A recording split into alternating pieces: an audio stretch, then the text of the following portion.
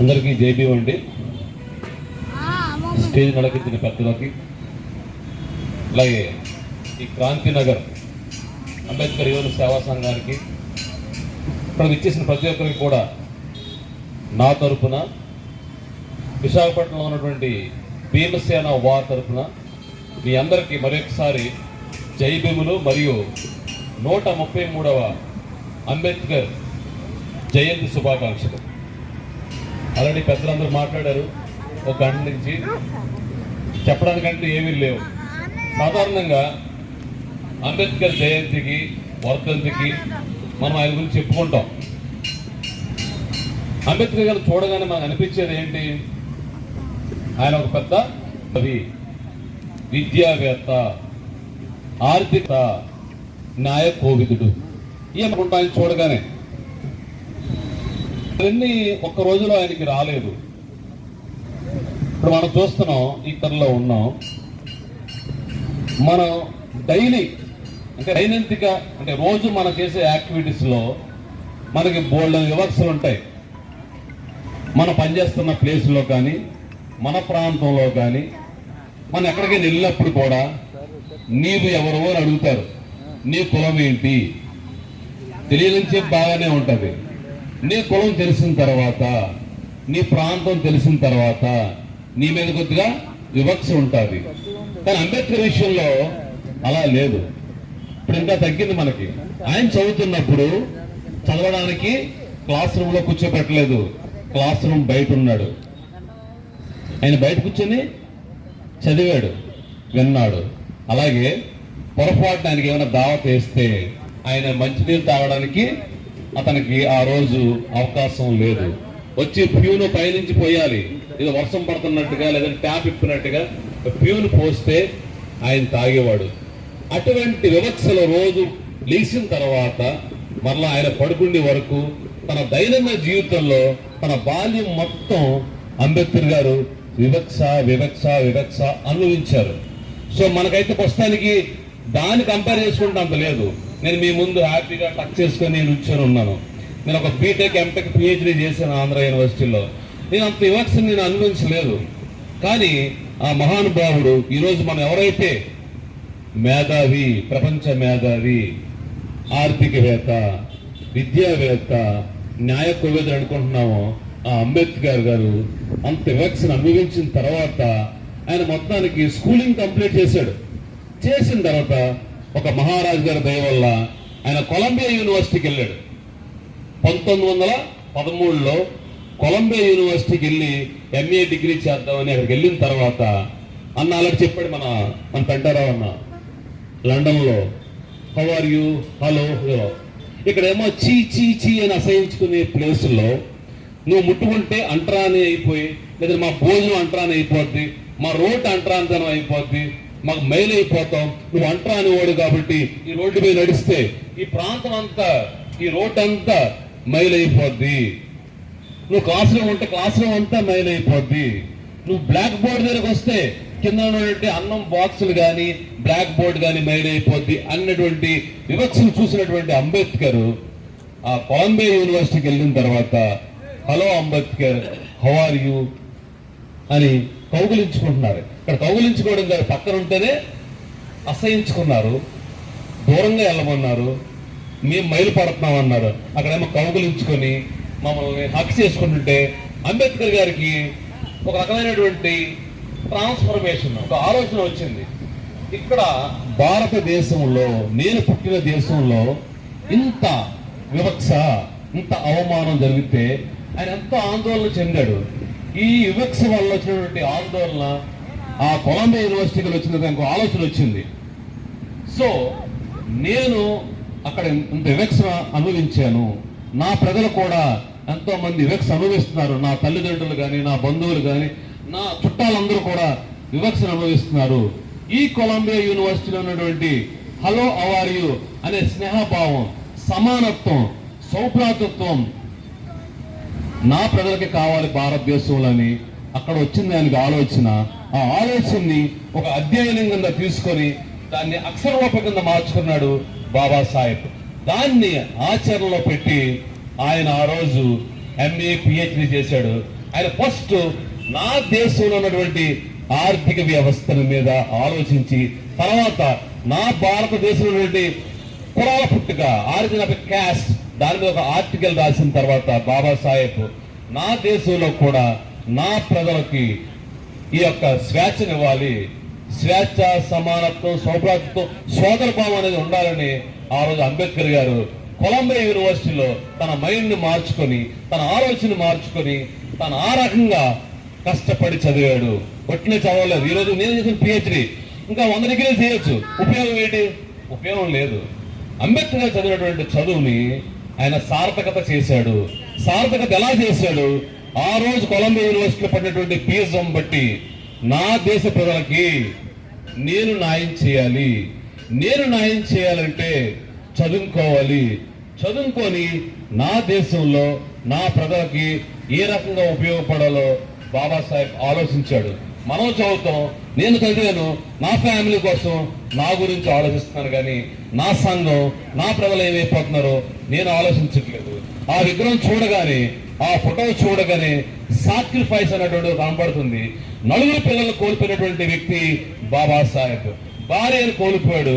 ఒక 5 వ్యక్తులు తన ఇంట్లో కోల్పోతే ఎవరైనా బతకగలరా? అయినా సరే ఈ దళితులు ఉన్నారు, ఈ డిప్రెసివ్ క్లాసెస్ ఉన్నారు, ఈ షెడ్యూల్ ట్రైబ్స్ ఉన్నారు, ఈ బీసీస్ ఉన్నారు, వీళ్ళందరూ నా పిల్లలే, వీళ్ళందరూ నా పిల్లలే. నేను నా పిల్లల వాళ్ళలో చూసుకుంటాను కాబట్టి నేను చదివి నా దేశంతో పాటు నా సొసైటీకి ఏదో ఒకటి చేయాలని ఆ రోజు అంబేద్కర్ గారు ఆలోచించి తనకు ఉన్నటువంటి మేధస్సు మొత్తాన్ని ఎప్పుడైతే ఆ కొలంబియా యూనివర్సిటీలో వెళ్ళాడో, ఈ భారతదేశ ఆర్థిక వ్యవస్థ మన ఎక్కడైనా ఉందండి? మాలామాలకు కానీ, షెడ్యూల్ ట్రైబ్స్ కానీ, బీసీస్ కానీ, ఇప్పుడున్న మైనారిటీస్ అంటే ముస్లిమ్స్ కానీ, క్రిస్టియన్స్ కానీ ఆర్థికంగా ఎవరైనా డెవలప్ అయ్యి ఉన్నారా అన్న ఆల్రెడీ చెప్పాడు వెంకట్రావు అన్న. చాతుర్వర్ణ వ్యవస్థలో బ్రాహ్మణ, వైశ్య, క్షత్రియ, శూద్ర, సో ఇందులో వైశ్యుల దగ్గర డబ్బులన్నీ ఉన్నాయి, ఆ బ్రాహ్మణుల దగ్గర డబ్బులన్నీ ఉన్నాయి, శూద్రుల దగ్గర ఎవరి దగ్గర ఉన్నాయి? ఎవరి దగ్గర లేవు ఆ రోజుల్లో. ఇప్పుడు అంటే మన భారతదేశంలో, ముఖ్యంగా మన ఆంధ్రప్రదేశ్లో శూద్రులు పరిపాలిస్తున్నారు. రెడ్లు కానీ, కమ్మలు కానీ, తెలంగాణలో వెలపతరంలో వీళ్ళందరూ శూద్రులైనా ఆర్థికంగా డెవలప్ అయ్యారు కాబట్టి ఈరోజు పరిపాలిస్తున్నారు మన ఆంధ్రప్రదేశ్ని. ఆ రోజైతే ఆ స్థితి లేదు. అంబేద్కర్ ఉన్న టైంలో శూద్రులకు ఆ స్థితి లేదు కాబట్టి అంబేద్కర్ వాళ్ళకు కూడా హక్కు కల్పించాడు ఆ రోజు. ఆ రకంగా చదివాడు ఆయన. ఆ రకంగా బాబాసాహెబ్ తన మేధస్ అంతా ఉపయోగించి మన భారతదేశ ఆర్థిక వ్యవస్థ, తర్వాత ఈ కులాల పుట్టుక, అసలు కులం అంటే ఏంటి, అసలు కులం ఎలా వచ్చింది అనేది ఆయన ఫస్ట్ తర్వాత చేశాడు. తర్వాత ఈ యొక్క భారతదేశంలో ఉన్నటువంటి వ్యక్తులందరూ కూడా కార్మికులే, శూద్రులందరూ కార్మికులే.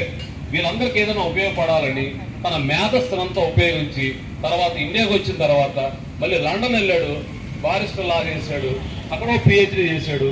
ఆ మేధస్ అంతా ఉపయోగించి సౌత్ బరా కమిటీ ముందు ఆయన అప్పీల్ చేశాడు. సౌత్ బరా కమిటీలో ఏం చెప్పాడంటే, నా దేశంలో నా ప్రజలు సామాజికంగా, ఆర్థికంగా వెనుకబడి ఉన్నారు, రాజకీయంగా వెనుకబడి ఉన్నారు. భారతదేశంలో మీ పరిపాలనలో డిప్రెషన్ క్లాసెస్ అంటే including BCs, minorities, schedule caste, schedule tribe, ఆ రోజు ఈ వర్డ్స్ లేవు. ఇలా కేటగరైజ్ చేసి బీసీలని, ఎస్సీలని, ఎస్టీలని ఏమీ లేదు. డిప్రెషన్ క్లాసెస్, ఈ క్లాసెస్ కి భారతదేశ రాజకీయంలో అంటే పరిపాలనలో మా క్లాసెస్ కి అవకాశం ఇవ్వండి అని సౌత్ బరా కమిషన్ కి ఈయన అప్పీల్ చేసుకున్నాడు. ఇప్పుడు జయరాజ్ అన్న వెంకటరామన్ చెప్పినట్టుగా ఓటు హక్కు కోసం కూడా అడిగాడు ఆ రోజు. ఇప్పుడు మనకు ఓటు హక్కు కూడా లేదు. ఈ రాజకీయంలో, ఈ పరిపాలనలో మా వర్గాలకి అవకాశం ఇవ్వండి, అలాగే మాకు ఓటు హక్కు ఇవ్వండి అని చెప్పి ఆ రోజు బాబాసాహెబ్ అంబేద్కర్ గారు సౌత్ బరా కమిటీకి వేస్తే అప్పుడు మనకు ఒక కమిషన్ వచ్చింది. దాన్ని సైమన్ కమిషన్ అంటాం. ఆ సైమన్ కమిషన్ వస్తుంటే మన పెద్ద పెద్ద వాళ్ళందరూ కలిసి సైమన్ కమిషన్ గో బ్యాక్ అన్నారు. సైమన్ కమిషన్ గో బ్యాక్ అంటే అంబేద్కర్ అలా అనకుండా ఈయన ముందుకెళ్ళి సైమన్ కమిషన్ వెల్కమ్ అని చెప్పాడు.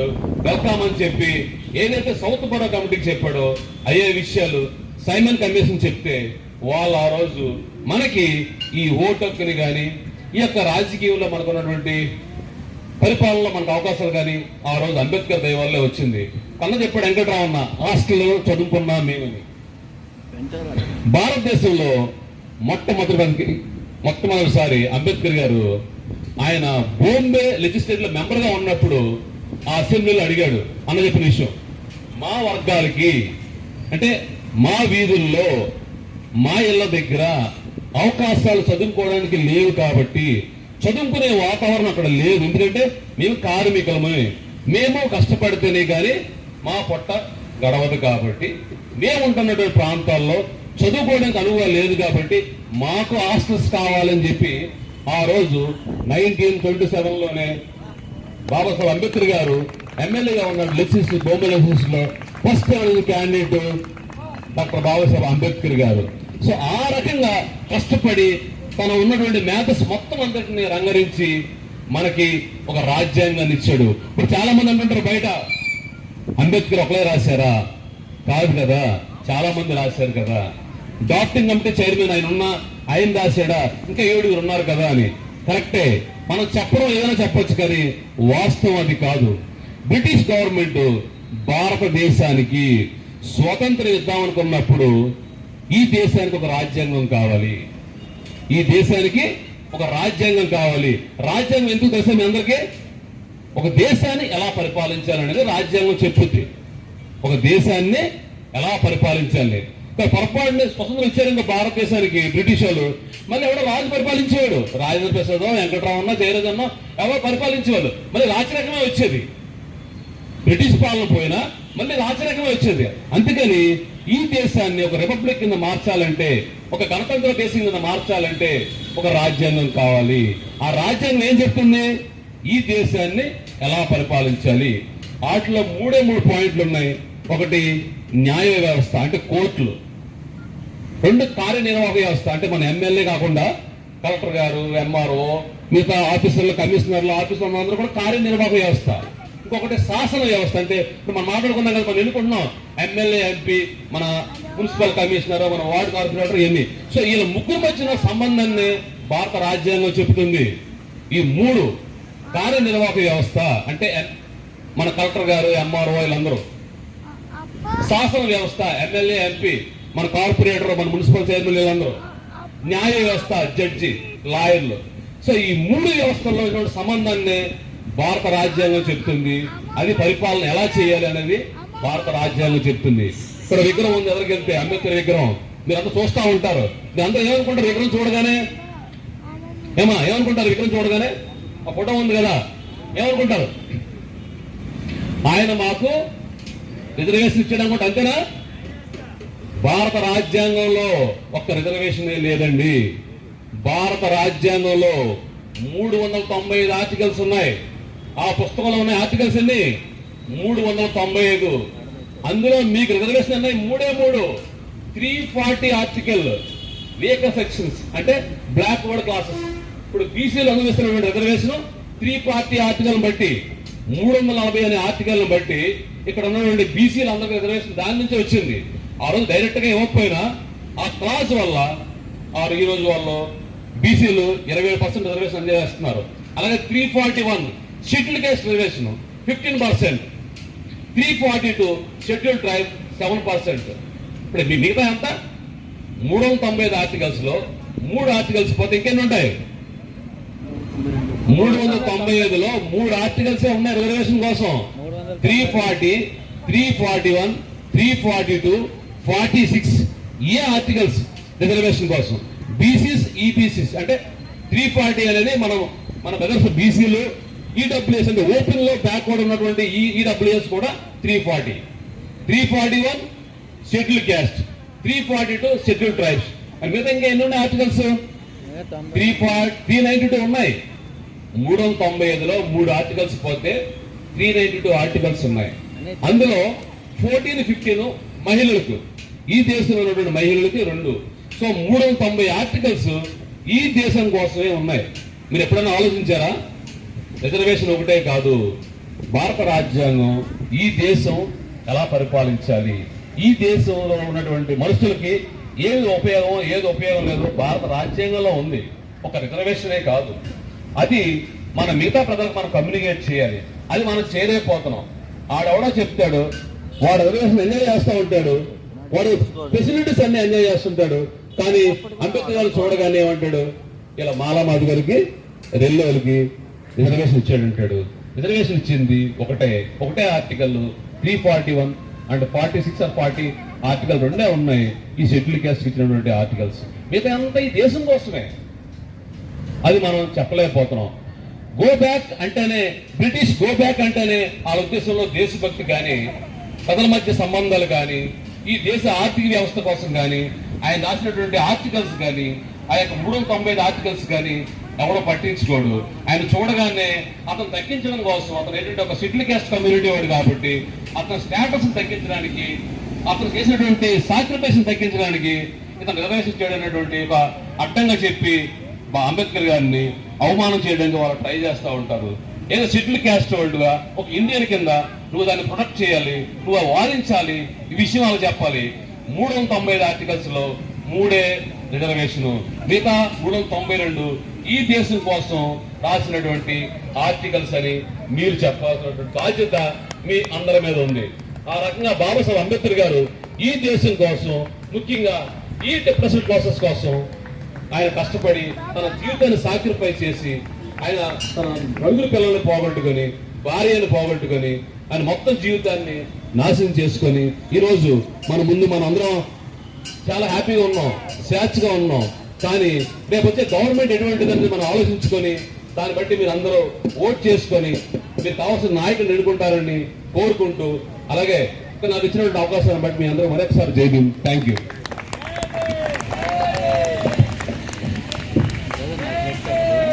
చక్కగా